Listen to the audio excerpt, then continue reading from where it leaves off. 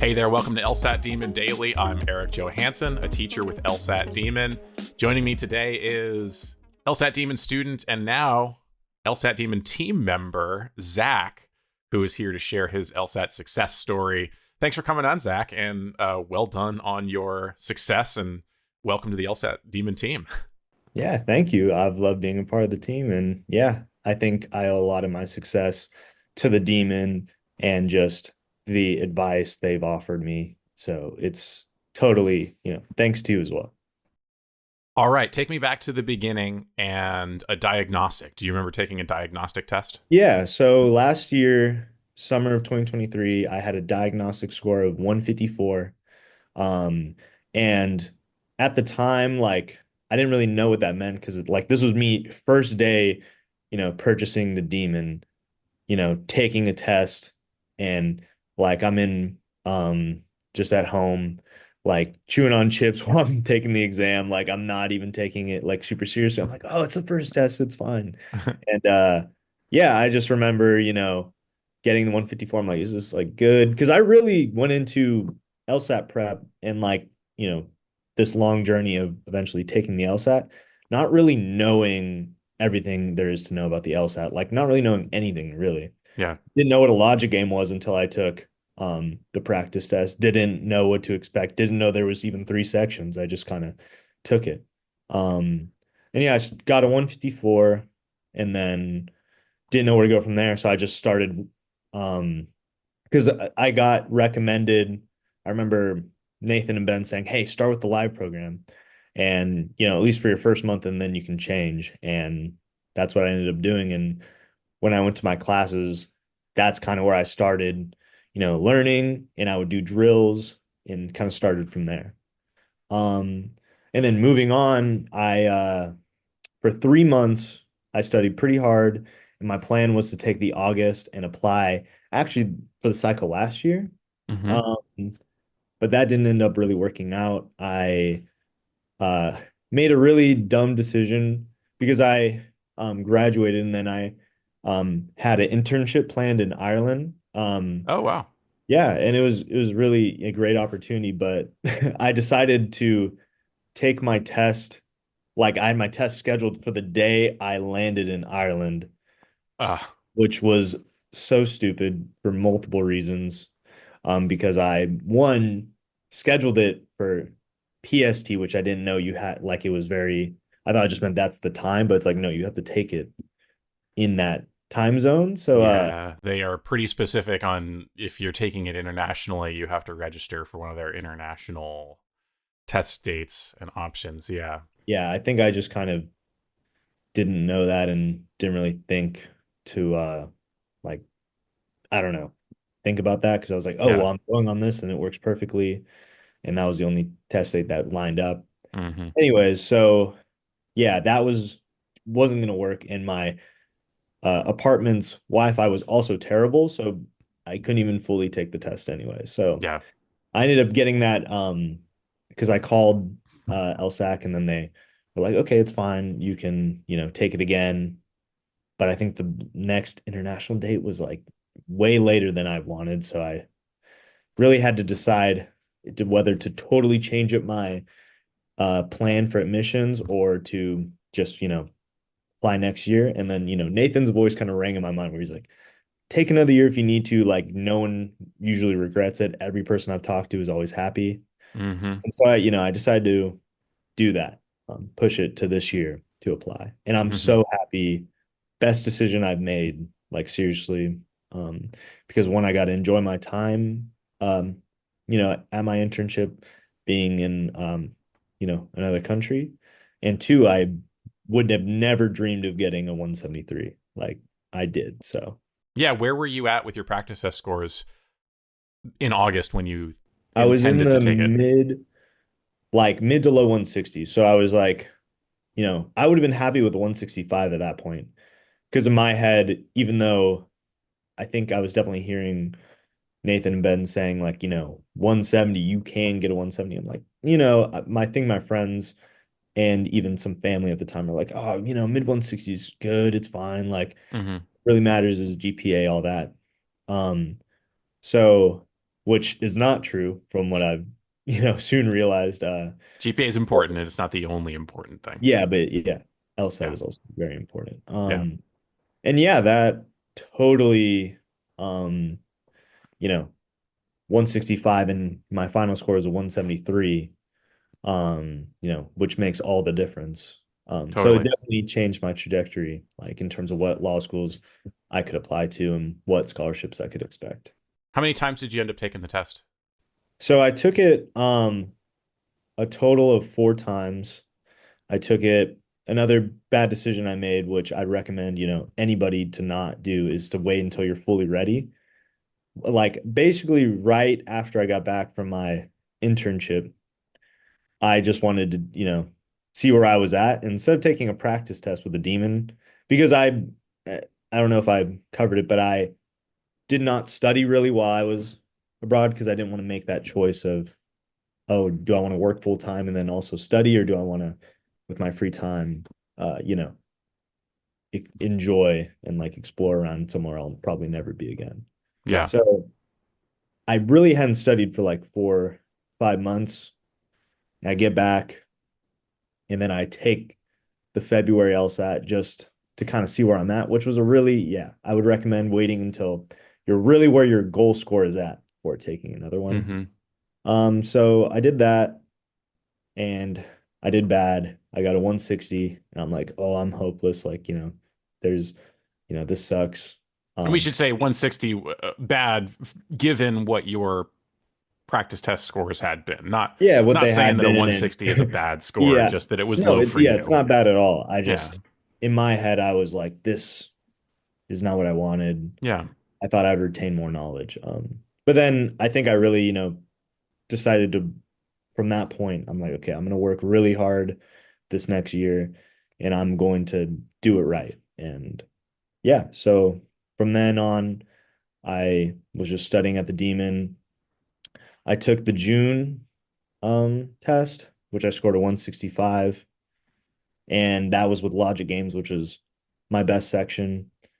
And then in October, I got a 170, and then November, 173. So all yeah, I think it was really, really difficult in the beginning, but once I like really just said there's no turning back, I want a 170 because Hmm. when I got 160, that's when I really realized I'm like, no, I can do better like than this. So I just totally changed like my mindset. Yeah. Do you remember when that mindset changed happened? Because it sounded like you had friends and family telling you, probably after you got that 165, hey, this is great.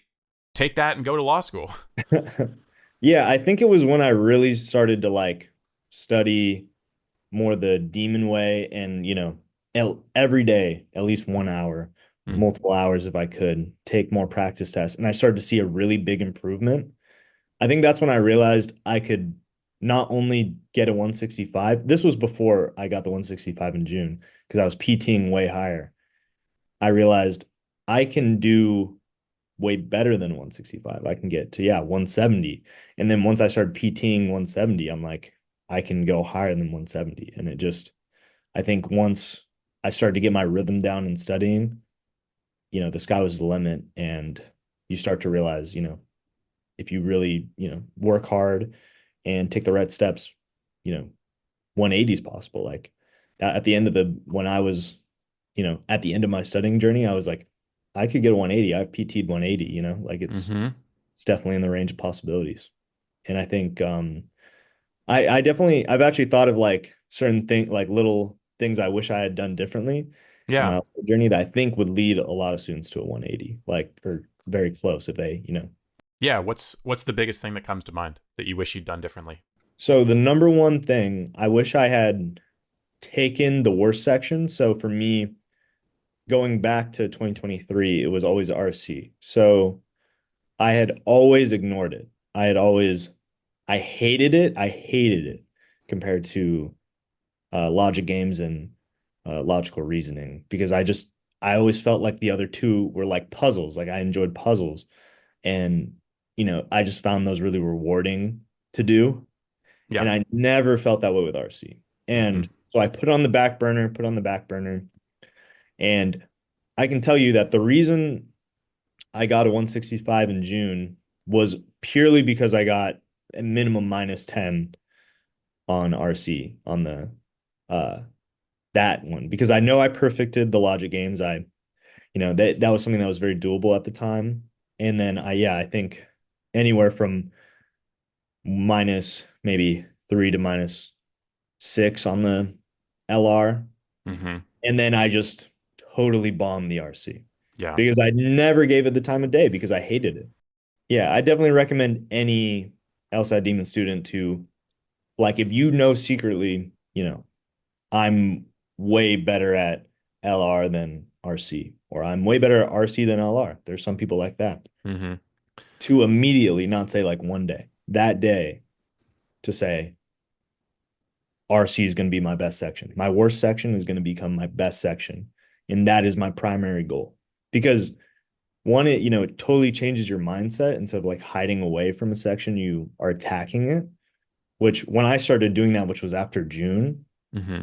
you know, that's really when I started to see the possibilities of going into the high 170s. Because when I would go, when I would get minus one on RC, that's when I would be in like, the really, 175 plus, or, 173 to, plus. Yeah. So that's what I realized was I had to attack it. And if I had attacked it sooner, I think I could have done even better. Right. Because even though you said logic games was your best section, you got your highest scores after logic games was gone from the test, right? Yeah. So clearly, besides just paying attention to RC again and putting more RC in your study schedule, you changed the way that you approached it. So what can you think of, like, what was the difference between how you were approaching RC when you were scoring minus one versus earlier when you were scoring minus 10? What was that difference in your approach? So I think it was a very main point centered approach that got me from minus 10 to minus one. I can't exactly remember how I used to like think of RC exactly when I was doing really bad on it. Mm-hmm. All I know is that like the passage never seemed to make sense. Like it never like maybe it makes sense, but then the answer choices, I'd be like, wait, okay, I don't remember this. Like what? Mm-hmm. But when I started being like, okay, how does each paragraph like work with each other and how do they all contribute to the main point? Everything started to just kind of make a lot more sense because you don't need to remember every single detail in the passage. You just need to remember like really the main point. Like if you can summarize each, whatever, each paragraph into one sentence and then be able to say, hey, this is how this one sentence connects to this one sentence, and this is how all these one sentences, each paragraph contributes to the overall main point. That's really all you need. Besides like maybe a question or two. Like that's the key. And I think once you understand that, like it just becomes so much easier. Especially like I think also that understanding that, makes you want to spend more time in the passage and less in the answer choices, which Mm. so that I think was something that just came naturally from me changing my perspective. Now all of a sudden I'm spending, let's say if I spent 9 minutes on an RC section, maybe it'd be split evenly before and then when I was doing minus 10, Mm-hmm. but now it's like 70-30 or 80-20 because the answer choices kind of come like that when you're Yeah. really understanding and able to summarize each section and understand what everything's about. So, Yeah. And part of that too, I would imagine, is predicting. I remember that being a big deal for me, was realizing just how predictable the answers in RC can be. oh, for sure. Yeah. Predicting is definitely something that becomes really easy when you understand like where they're going. It's like, normally if they're saying like, oh, like, a lot of, people believe this, you can kind of almost be like, well, you're not saying you believe this. So maybe next you're going to say, well, this is what I believe, and this is why I believe is right and they're wrong. Or it could be, sometimes it could be like, well, I do agree with this. Mm-hmm. So you're kind of able to see like the branching paths of what could be the next option. And once you predict that, like you are since you said it yourself, that means you already understand it because when you say what comes next, that means you understand it enough to tell me, you know? So Yeah, I think that's definitely a huge part of it as well. But yeah, for totally. me, the foundation at least was understanding how each thing connects to each other and having a really good idea of what the main point is. And then everything else kind of came from that. Nice. Cool. So spending time on the thing that was your weakness, anything else that comes to mind, stuff that you would do differently a second time through? Yeah, for sure. I would join the LSAT Demon Discord my first day, I Cool. think. That is a huge resource, huge free resource that not enough people, I think, take advantage of because there's literally a study buddy finder in the Demon Discord. And, there's so many people just like looking to study with. And, sometimes they're like, for example, I had a study buddy that was scoring like consistently in the high 170s when I was like in the low 170s.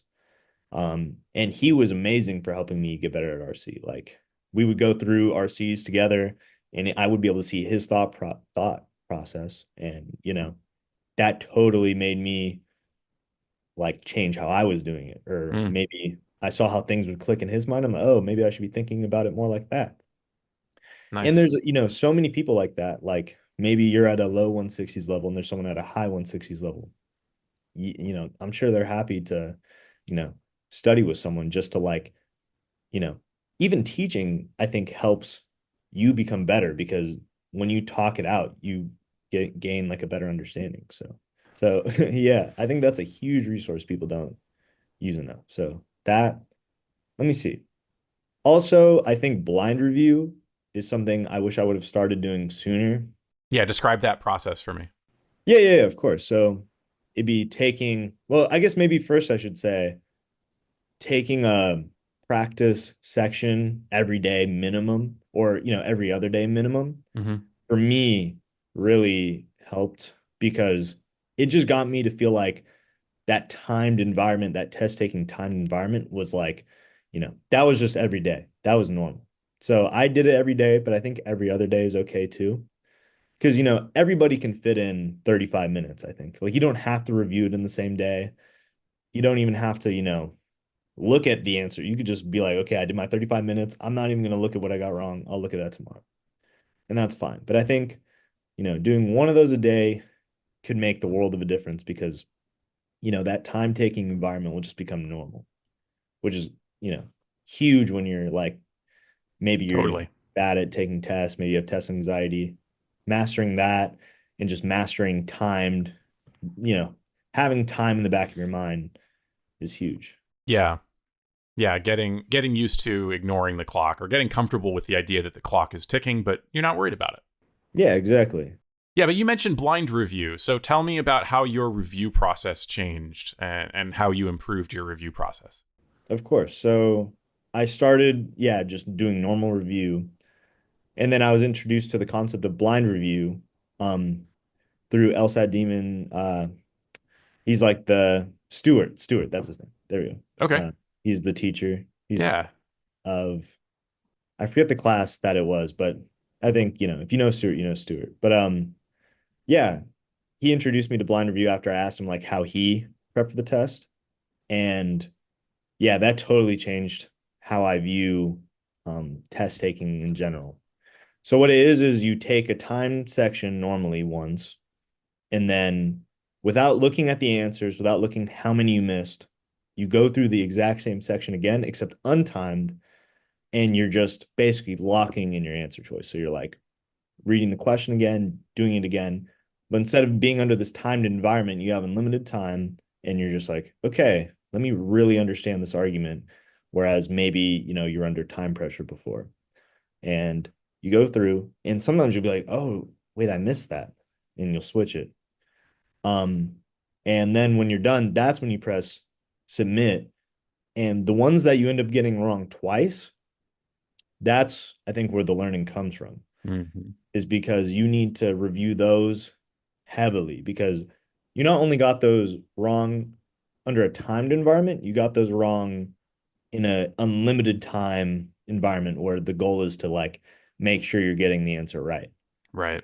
So those are the ones where you need to just, yeah, review heavily. If you do a blind review and you get something wrong even after it, Yeah. um, which made me realize certain things I was doing. Like I would be choosing between two answer choices, but I'd feel the time in the back of my head. Yep. So I would just be like, well, I do have this tiny objection to this one, but that would kind of be like, one of a bunch of different thoughts I'm having. But it'd usually be like, oh, well, but it sounds good. I'm gonna pick it. And Yeah. and it's just I shouldn't do that, but I would.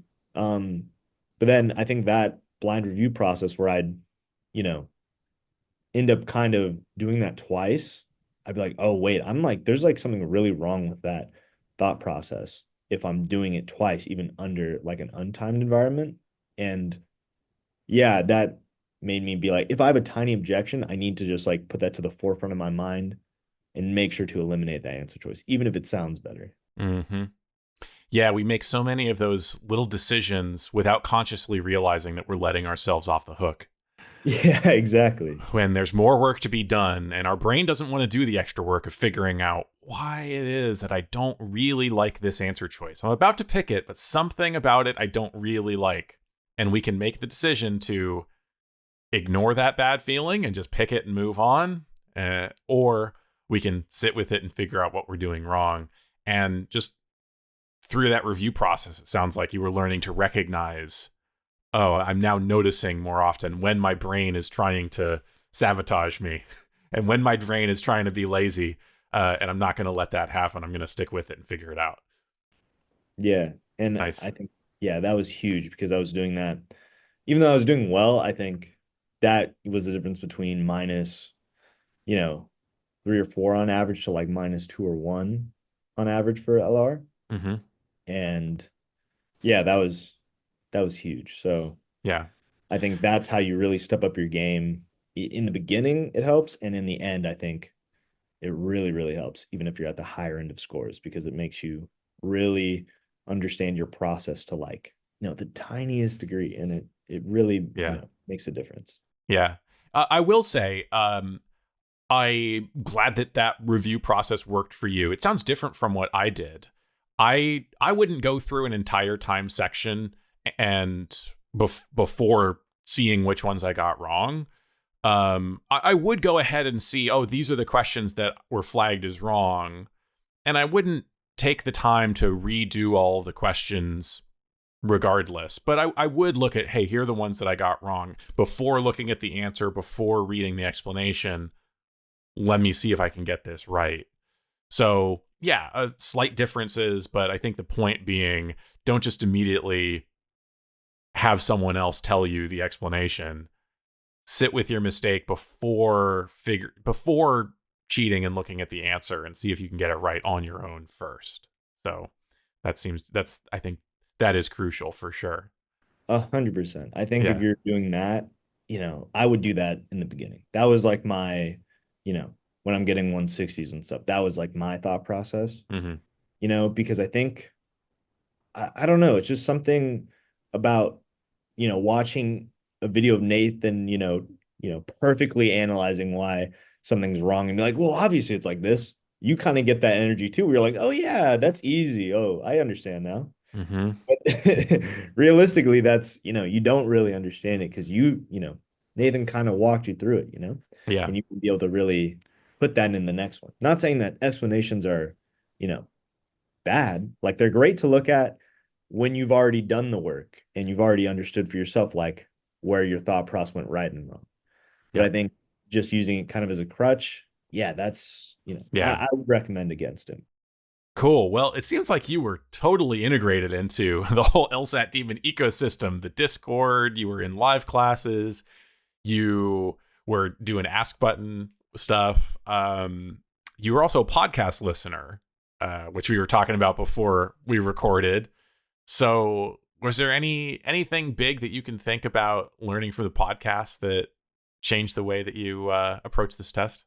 Yeah. I remember listening to a success story and he got a 177 and he was in the military. I forget his name, but he was in the military and he had no time. He's literally like, in the military, like actively, not, former veteran. Hmm. Um, and he's still finding time to study for the LSAT and got a 177. So I was like, well, how do you do that? And then he, talks about it and he's like, yeah, that's where I got the one a day. Every day he would take a practice section and then review it. And then he's like, no matter what, no matter how much time I had, I would at least do that every day. And he made that promise to himself. And then I forgot when I saw that. I think it was probably like 4 months before my 173. But that's when I'm like, I'm going to do the same thing. And then, so I wasn't as consistent because I think it's really hard, especially in the beginning. But once I started really, narrowing it down, I took that philosophy. So what's next for you? You've got applications in for this cycle, or are you going to apply next cycle? What's going on? Yeah, I got my applications in for this cycle. Since I took the November, I kind of applied, yeah, mid-November. So I'll probably get them back around, yeah, January, February. That's when I'm expecting some. But yeah, it's looking good. I think 173, really helps me remain competitive because my GPA was like a 3.5. So, you know, on the lower end, I'm a bit of a splitter for, higher rank schools. So we'll see how those turn out. Like, but yeah, I'm really excited. I'm hoping to get some full ride offers back. That would be amazing. I think that, don't pay for law school mindset that Nathan and Ben and the whole Demon staff kind of preach, Hmm. kind of what's in my mind because yeah, I don't want to pay for law school. It'd be great to go for free, like, So that's kind of where I'm at. And I definitely want some form of scholarship. I'm not just like aiming for the highest of the high. I'm like, offer me some money or else I'm gone. So, that's where I'm. Totally. Cool. Well, best of luck with all that. Keep us posted. Excited to hear what ends up happening for you. Thank you for coming on, Zach. It's been a pleasure getting to chat and great knowing that you're a member of the LSAT Demon team now. Is there anything that you'd like to say before we wrap things up? Any final words of wisdom or encouragement for current students? Yeah, I think it's mainly just what I've been saying before. Like, just, I think, yeah, for me, the mindset switch, you know, tackling that worst section and then, doing a section every day was so integral to like my approach. Oh, another thing, actually, I think this is really important. I think progress is not always linear on the LSAT. It is like all of a sudden you're doing really bad, you're doing really bad, and all of a sudden you're like, whoa, I get it. Like something clicks, I guess. Or not even sometimes like it clicks, it just all of a sudden changes. Your score just get better. So I think when you're studying to remember, hey, maybe, slightly stagnant right now. That is just how things are sometimes. Sometimes you're just at a plateau. But if you keep studying, I could promise you're going to break out. Like I could, I'd bet, the house, if you study, you know, that one section a day or however you like to study, at least an hour a day or a little more, I could promise that, you'll see that score increase because that's just how it works. And like, I think that's something I thought probably from like August to September, I was like, I'm so screwed. I'm like stuck because at this point I was in the high 160s. I'm like, I'm never gonna reach 170. I'm never gonna do it. And I ended up canceling my September LSAT. I was Hmm. gonna take it in September and I moved it to October. I ended up taking a practice test that day. And I never scored, I think I'd scored above 170 maybe once. And this was like, early September. Mm-hmm. Um, and I scored a 178. And I was like, wait, what? Maybe I shouldn't have Yeah, canceled maybe I that shouldn't score. have Yeah. done that. And then Mm. I, took a couple others and I kept doing really, really well. And it was just like, whoa, for some reason a flip switched in me. And Yeah. then it was like almost like a cinematic moment, it was funny. Yeah. So I think that will just happen for anybody at some point when you just keep putting in the work, you keep putting in the work. It will eventually, that work will all come to the surface. It will all, be worth it in the end. So yeah, don't give up if you're at a plateau, because I think I was feeling that at certain points, but you know, I wouldn't give up. Yeah. Excellent. Zach, congratulations on that 173. That's a huge accomplishment, something to be proud of. And thanks again for coming on. Yeah. Thank you. I've really enjoyed it. So thanks so much. Awesome. Email daily@lsatdemon.com if you'd like to ask us a question or share some LSAT or law school admissions news. Thanks for listening.